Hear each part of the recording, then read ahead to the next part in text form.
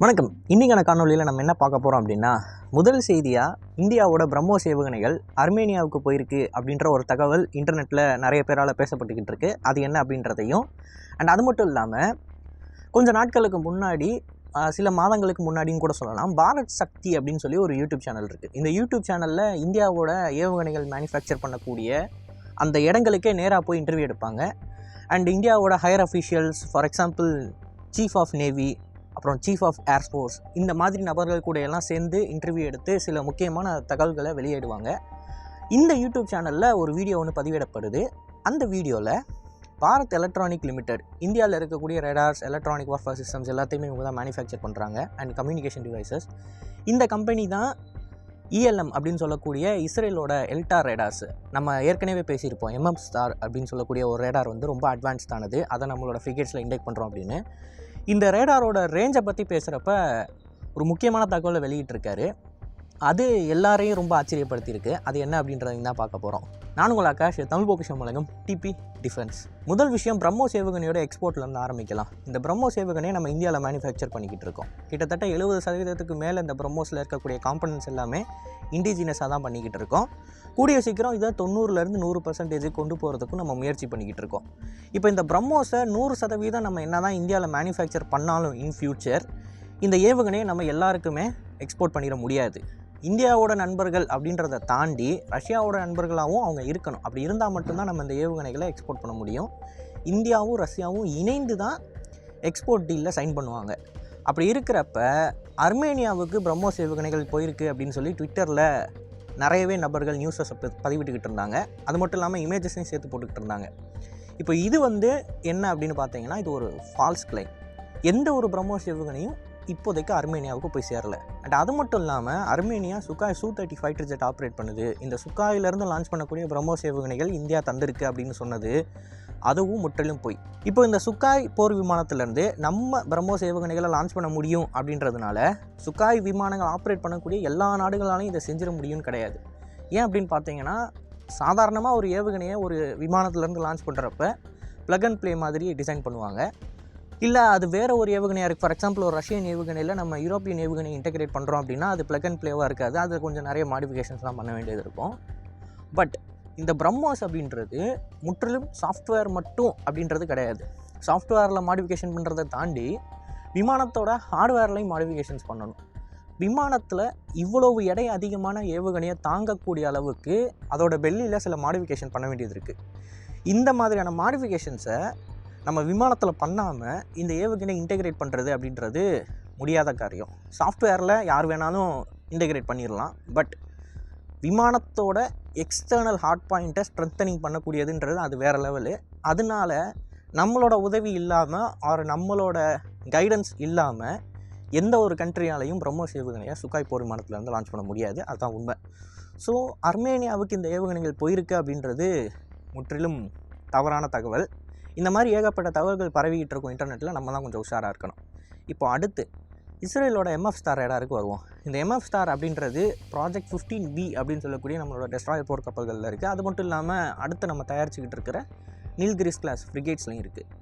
இந்த ரேடாரை பற்றி நான் ஏற்கனவே கொஞ்சம் நாளைக்கு முன்னாடி நம்மளோட நீல்கிரிஸ் கிளாஸ் ஃப்ரிகேட்டை பற்றி சொல்கிறப்ப கொஞ்சம் எக்ஸ்டென்சிவாக சொல்லியிருப்பேன். அப்படி நான் சொல்கிறப்ப கூட சில முக்கியமான இன்ஃபர்மேஷன்ஸ் அதில் விட்டு போயிருக்கும். அதாவது நான் எல்லாத்தையுமே ஒரு இக்கு வச்சு தான் சொல்லியிருப்பேன். இது அவங்க சொல்கிறது, பட் உண்மையானது என்ன அப்படின்னு சொல்லி அவங்களுக்கு தான் தெரியும். ஃபார் எக்ஸாம்பிள் அதோட ஸ்பீடை சொல்கிறப்ப இதுதான் அதோட ஸ்பீடுன்னு அவங்க சொல்கிறாங்க, பட் உண்மையான ஸ்பீடு வந்து கண்டிப்பாக அதிகமாக தான் இருக்கும் அப்படின்னு நான் சொல்லியிருப்பேன்.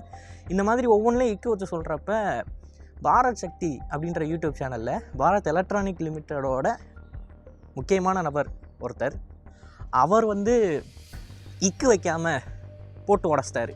அதுதான் இந்த Elder radar சிஸ்டமோட maximum range.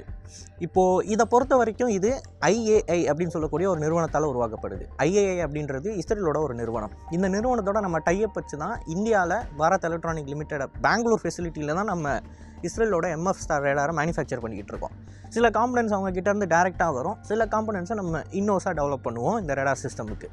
So அப்படி நம்ம மேனுஃபேக்சர் பண்ணிக்கிட்டு இருக்கிறப்ப, அதாவது ஒரு எல்டார் ரேடார் சிஸ்டம் அசம்பிள் பண்ணிகிட்டு இருக்காங்க அந்த ஃபெசிலிட்டியில். அசம்பிள் பண்ணிகிட்டு இருக்க இடத்துக்கே யூடியூப்லேருந்து வீடியோ எடுத்திருந்தாங்க. ஸோ அப்போ வந்து அவங்க அந்த டிஆர் மாடியூல்ஸ் எல்லாம் காமிச்சாங்க. ஒவ்வொரு டிஆர் மாடியூலும் பார்த்தீங்கன்னா உள்ளங்கை அளவுக்கு இருக்குது. இவ்வளோ பெருசாக இருக்குது ஒவ்வொரு டிஆர் மாடியூலும். அது மட்டும் இல்லாமல் அந்த ரேடாரை பற்றி சில கேள்விகள்லாம் கேட்குறப்ப, ஃபார் எக்ஸாம்பிள் இந்த ரேடாரை வந்து நம்ம உருவாக்குறதுக்கும் இஸ்ரேல் உருவாக்குறதுக்கும் என்ன வித்தியாசம் அப்படின்னு கேட்குறப்ப அவங்க சில முக்கியமான தகவலை சொல்லியிருப்பாங்க. நம்ம பெட்டராக உருவாக்குறோம் அப்படின்னு. ஏன்னா நம்மளோட அப்ரோச் அப்படின்றது வேறு மாதிரி இருக்கும், இஸ்ரேலோட அப்ரோச் அப்படின்றது வேறு மாதிரி இருக்கும். ஒவ்வொரு கண்ட்ரியும் இன்ஜினியரிங்கை பொறுத்த வரைக்கும் அவங்களோட அப்ரோச்ன்றது கொஞ்சம் மாறுபடும். அதுபடி நம்ம அவங்களோட 3 times எஃபிஷியன்ஸியாக இந்த ரேடார்ஸை நம்ம உருவாக்கிக்கிட்டு இருக்கோம். இதை வந்து இஸ்ரேலுமே ஒத்துக்கிட்டாங்க. ஆமாம், உங்களால் வந்து இதை 3 times மோர் எஃபிஷியண்ட்டாக உருவாக்க முடியுது அப்படின்னு சொல்லி. ஸோ என்ன தான் டெக்னாலஜி ட்ரான்ஸ்ஃபராக இருந்தாலும் நம்மளோட யூனிக்னஸும் இந்த ரேடாரில் இருக்குது அப்படின்றத அவர் சொல்லியிருப்பார். அப்படி அவர் சொல்லிகிட்டு இருக்கிறப்ப தான் டக்குன்னு இதோட மேக்ஸிமம் டிடெக்ஷன் ரேஞ்ச் வந்து 400 நாட்டிக்கல் மைல் அப்படின்னு சொல்லியிருப்பார். 400 நாட்டிக்கல் மைல்னால் கிட்டத்தட்ட 700 கிலோமீட்டர், 700 கிலோமீட்டர் தொலைவில் இருக்கக்கூடிய டார்கெட்ஸை இதால் டிடெக்ட் பண்ண முடியும் அப்படின்றது சாதாரணமான விஷயமே கிடையாது. அதோடு சேர்த்து எல்ஆர்எஸ்ஏஎம்மை பற்றி நம்ம பேசணும் அப்படின்னா, இது ஒரு long range surface to air missile. இது பராக் 8 அப்படின்னு சொல்லக்கூடிய ஃபேமிலியிலேருந்து வருது. இதுவும் இஸ்ரேலோட ஜாயிண்ட் மேனுஃபேக்சர்டு தான். பாரத் டைனாமிக் லிமிடெட் வந்து இதை உருவாக்கிக்கிட்டு இருக்காங்க. பாரத் எலக்ட்ரானிக் லிமிடெட் வந்து இதுக்கான ரேடார் அண்ட் சர்வேலன்ஸ் சிஸ்டம் கொடுக்குறாங்க. ஸோ அவங்க அப்படி சொல்கிறப்ப எல்ஆர்எஸ்ஏஎம்மோட ரேஞ்சுமே கிட்டத்தட்ட 100 கிலோமீட்டருக்கு மேலே வருது. இந்த எம்எஃப் ஸ்டார் நம்ம மேனுஃபேக்சர் பண்ணிகிட்டு இருக்கோம்ல பெங்களூரில், இஸ்ரேலோடது, அதோட டிடெக்ஷன் ரேஞ்ச் வந்து 700 கிலோமீட்டராக இருக்குது. ஸோ ஆக்சுவலாக பார்த்தீங்க அப்படின்னா இந்தியன் ஓஷனில் அன்ரைவல்டான ஒரு டெக் சுப்பீரியாரிட்டியை நம்மளோட கடற்படை வச்சுருக்கு. இதை அவங்க சொல்லியிருக்காங்க. இது அன்ரைவல்டு. ஏன் அப்படின்னு பார்த்தீங்கன்னா, நீங்கள் ஒரு அமெரிக்க போர்க்கப்பலை எடுத்துகிட்டு வாங்களேன், ஒரு க்ரூசரையோ இல்லை ஒரு டெஸ்ட்ராயரோ எடுத்துகிட்டு வாங்க. ஆர்லிபர்க் தான் இப்போ அவங்கக்கிட்ட இருக்கிற ரொம்ப சக்ஸஸ்ஃபுல்லான டெஸ்ட்ராயர். ஸ்டார்மால்ட் கிளாஸ் இருக்குது, ஆனால் அது ஃபெயிலியர் மாடல் எல்லாருக்குமே தெரியும். இப்போது அந்த ஆர்லிபர்க்கில் ஏகப்பட்ட ஏவுகணைகள் இருக்கும். ஃபார் எக்ஸாம்பிள் வந்து 90 VLS கிட்டே இருக்குது அப்படின்னு நினைக்கிறேன். நம்மக்கிட்ட 90 VLSலாம் கிடையாது. 16 பிரம்மோஸ் VLS இருக்கும், 32 ஏர்டிஆருக்கு VLS இருக்கும். நம்பர் ஆஃப் ஏவுகணைகள் அப்படின்றதும் வெயிட்டும் கம்மியாக இருக்குது நம்மக்கிட்ட, இந்த போர்க்கப்பலோட எடை அப்படின்றது. ஆனால் நம்மளோட ரேடார்ஸ், சென்சர்ஸ், அது மட்டும் இல்லாமல் ஏர் டிஃபென்ஸ் சிஸ்டம், அப்புறம் நம்மளோட அஃபென்சிவ் கேப்பபிலிட்டியான அந்த பிரம்மோஸ் ஏவுகணையை தனித்தனியாக எடுத்து நீங்கள் பார்த்தீங்க அப்படின்னா ஈஸியாக அமெரிக்கன் நேவியான ஆர்லிபர்கை ரைவல் பண்ணும். ஏன்னா அவங்கக்கிட்ட இருக்கிறது டாமாஹாக்கோட எலக்ட்ரானிக் வார்ஃபேர்லாம் பெஸ்ட்டாக இருக்கும் பிரம்மோஸை கம்பேர் பண்ணுறப்ப. அப்படி இருந்து தான் ஆகணும், ஏன்னா அது ஒரு சப்சானிக்கை ஈஸியாக இன்டர்செப்ட் பண்ண முடியும். ஸோ பிரம்மோஸை கம்பேர் பண்ணுறப்ப electronic warfare, detection range, stealth அப்படின்னு எல்லாமே அதில் அதிகமாக இருந்து தான் ஆகணும். ஏன்னா அதுக்கிட்ட ஸ்பீடு கிடையாது. பட் பிரம்மோஸ் கிட்ட ஸ்பீடு இருக்குது. ஸ்பீடை வச்சு இதெல்லாம் நமக்கு தேவையில்லை அப்படின்னு சொல்லி நம்ம ஓரளவுக்கு மேட்ச் பண்ணலாம். ஸோ கேப்பபிலிட்டி வைஸுமே பார்த்தீங்க அப்படின்னா பிரம்மோஸ் தான் பெஸ்ட்டு டாமாஹாக்கை விட 100%. இதில் வந்து நம்ம முட்டு கொடுக்கறதுக்கெலாம் ஒன்றுமே கிடையாது. ஸ்பெக் வைஸ் டாமாஹாக்கை விட பிரம்மோஸ் தான் பெஸ்ட்டு. அக்யூரசிலேருந்து எல்லாமே பார்த்தீங்கன்னா பிரம்மோஸ் தான் பெஸ்ட்டு. அண்டு இதோட டிடெக்ஷன் ரேஞ்ச், ரேடார்ஸோட கேப்பபிலிட்டிஸ், உலகத்தில் இருக்கக்கூடிய மேற்கு நாடுகளோட media outlets and military analyst எல்லாருமே ஒத்துக்கிறது என்னென்னா, world's best radar systems are manufactured in Israel. அவ்வளோதான், முடிச்சுட்டு போயிட்டே இருப்பாங்க. உலகத்திலே best search and tracking radar வந்து இஸ்ரேலி நிறுவனங்களால் மட்டும்தான் மேனுஃபேக்சர் பண்ண முடியும்பாங்க. ஈவன் அமெரிக்கன்ஸும் பல தடவை இஸ்ரேலி நிறுவனங்கள்கிட்ட டைப் வச்சு ரேடார்களை உருவாக்கியிருக்காங்க. அப்படி இருக்கிறப்ப ELM அப்படின்னு சொல்லக்கூடிய இந்த ஒரு சீரியஸில் வர எம்எஃப் ஸ்டார் ரேடாரு, இது இஸ்ரேலோட வார்ஷிப்ஸில் மவுண்ட் பண்ண போகிறாங்க. 2021 ஒரு ஆர்டிக்கல் ஒன்று வந்திருக்கும், இந்த ரேடாரை நாங்கள் இஸ்ரேலோட வார்ஷிப்ஸில் மவுண்ட் பண்ண போகிறோம் அப்படின்னு. அந்த ஆர்டிக்கலை தொடர்ந்து அங்கே இருக்கக்கூடிய நபர்கள் என்ன சொன்னாங்க அப்படின்னா, மிடில் ஈஸ்ட்லேயே ஒன் ஆஃப் த டெக் சுப்பீரியரான ஒரு வார்ஷிப் இதுவாக தான் இருக்கும் அப்படின்னாங்க. இப்போ அதே ரேடாரை நம்ம ப்ராஜெக்ட் 15Bயில் வச்சுருக்கிறோம். அப்புறம் நம்மளோட INS நீல்கிரின்ற ஃப்ரிகேட்டில் வச்சுருக்கோம். ஸோ வார்ஷிப்போட சைஸ் வந்து சின்னதாக இருக்குது, அதை நம்ம ஒத்துக்கிட்டு தான் ஆகணும். ஆனால் வார்ஷிப்போட டெக்னாலஜி அப்படின்னு பார்த்தீங்கன்னா அது ஈஸியாக யூஎஸ் நேவியை ரைவல் பண்ணிடுது. யூஎஸ் நேவியை ரைவல் பண்ணுதுன்றப்ப சைனீஸ் நேவியை நம்ம பக்கத்தில் கூட வர முடியாது.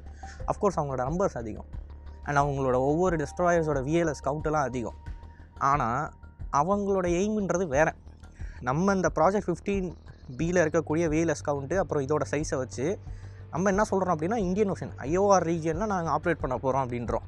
ஆனால் சைனீஸோட நோக்கம் அது கிடையாது. அவங்க சவுத் சைனா சீயை தாண்டி இங்கே வரைக்கும் வரணும், ரொம்ப தூரம் ட்ராவல் பண்ணணும். அப்படி ரொம்ப தூரம் ட்ராவல் பண்ணி அவங்களோட கடற்படை ஆப்ரேட் பண்ணுறாங்க அப்படின்னா அஃப்கோர்ஸ் அவங்க அதிகமான நம்பரில் ஏவுகணைகளை எடுத்துகிட்டு போய் தான் ஆகணும். ஏன்னா இப்போது நம்ம வந்து நம்மளோட ஏவுகணைகளை செலவு பண்ணிட்டோம்னு வச்சுக்கோங்களேன், டக்குன்னு வந்து டாக்கில் நம்மளால் ஏவுகணைகளை ரிப்ளேஸ் பண்ணிவிட்டு நம்மளோட IOR ரீஜனுக்குள்ளே போக முடியும். ஆனால் அப்படி அவங்களால போக முடியாது. ஒரு தடவை மலாக்கன் ஸ்ட்ரைட்டை தாண்டி வந்துட்டாங்கன்னா திரும்பி போக முடியாது. தாண்டி வரது பெரிய விஷயம், தாண்டி வந்துட்டாங்கன்னா திரும்பி போக முடியாது. ஸோ அப்படி இருக்கிறப்ப அவங்க அதிகமான ஏவுகணைகள் எடுத்துகிட்டு வந்து தான் ஆகணும், அந்த கட்டாயம் இருக்குது. அதனால தான் ஆர்லிபப் டெஸ்ட்ராயர் மாதிரி போர்க்கப்பல்களில் வந்து அதிகமான ஏவுகணைகள் இருக்கும். அண்ட் க்ரூசர் அப்படின்னு சொல்லி தனியாக ஒரு கேட்டகரி வச்சுருக்காங்க யூஎஸ் நேவி. அதில் வந்து ஃபுல் அண்ட் ஃபுல் ஏவுகணைகளை மட்டும் லோட் பண்ணி வச்சுருப்பாங்க. ஏன்னா அமெரிக்கா வந்து எங்கேயோ இருக்குது, அவங்க ஆப்ரேட் பண்ணுறது மிடில் ஈஸ்ட்டு எங்கேயோ இருக்குது. இடையில இவங்க ஆப்ரேட் பண்ணிக்கிட்டு இருக்கிறப்ப ஏவுகணை தீர்ந்து போயிடுச்சு அப்படின்னு சொல்லிட்டு அமெரிக்காவுக்கோ இல்லை ஒரு ஃப்ரெண்ட்லி நேவல் பேஸுக்கோ அவங்க போக முடியாது. அதனால தான் அவங்க அதிகமான நம்பர்ஸில் ஏவுகணைகளை ஒரேடியாக எடுத்துகிட்டு போவாங்க. பட் நம்ம ஐஓஆரில் ஆப்ரேட் பண்ணுறதுனால நம்ம இவ்வளோ நம்பரில் ஏவுகணைகளை எடுத்துகிட்டு போகணுன்ற அவசியம் கிடையாது. அண்ட் அவ்வளோ நம்பரில் ஏவுகணை எடுத்துகிட்டு போகிறப்ப அந்த ஷிப்பை வந்து தக்கி அழிச்சிட்டாங்க அப்படின்னா, ஒரு ஷிப்பை அடிக்கிறப்ப இப்போ இருக்கிற நம்பரில் 16 பிரம்மோஸ் போகுது அப்படின்னா, நம்ம ஆர்லிபப் மாதிரி ஒரு டெஸ்ட்ராயரை கட்டணும்னு வச்சுக்கோங்களேன், 120 பிரம்மோஸ் காலி. ஸோ இதையும் நம்ம யோசிக்கணும். ஒரு ஸ்மாலான எஃபிஷியண்ட்டான வார்ஷிப்பு ஐஓஆர் ரீஜியனை டாமினேட் பண்ணணும் அப்படின்றப்ப ப்ராஜெக்ட் 15Pயும் ஐஎன்எஸ் நீல்கிரி அப்படின்றதும் பக்காவான ஒரு வார்ஷிப்ஸாக இருக்குது. ஸோ இதை வந்து நம்ம கொஞ்சம் கொஞ்சமாக தெரிஞ்சுக்கிறோம் அப்படின்றது வந்து ரொம்ப ஆச்சரியம் தரும் வகையில் இருக்குது. எப்படி பாரத் எலக்ட்ரானிக் லிமிட்டட்லேருந்து அந்த ஒரு செய்தியை வெளியே வர விட்டாங்க யூடியூப் சேனலில் அப்படின்றது இப்போ வரைக்கும் எனக்கு தெரியல. ஏன்னா அஃப்கோர்ஸ் நேவி வந்து ஒரு சில விஷயங்களை வெளியே சொல்லக்கூடாது அப்படின்னு நினைப்பாங்க. பட் 3 மாதமாக அந்த வீடியோ இருக்குது. இப்போ வரைக்கும் நேவியில் யாரும் நோட்டீஸ் பண்ணாமலாம் இருக்க போகிறாங்க. ஸோ அது ஆப்வியஸாக ஓகே அப்படின்ற மாதிரி தான் இருக்கும் போல். ஸோ இந்த வீடியோவில் நான் சொன்ன விஷயங்களை பற்றி நீங்கள் என்ன நினைக்கிறீங்க அப்படின்றத மறக்காமல் கமெண்ட்ஸில் பதிவிடுங்க. அண்ட் இது போல் நிறைய தகவலை தெரிஞ்சுக்கொள்ள டிபிடிஎஸ் பேஜை ஃபாலோ பண்ணிக்கோங்க. நல்லது இப்போ இருந்து நல்ல சமுதாயத்தை உருவாக்கும். நன்றி, வணக்கம்.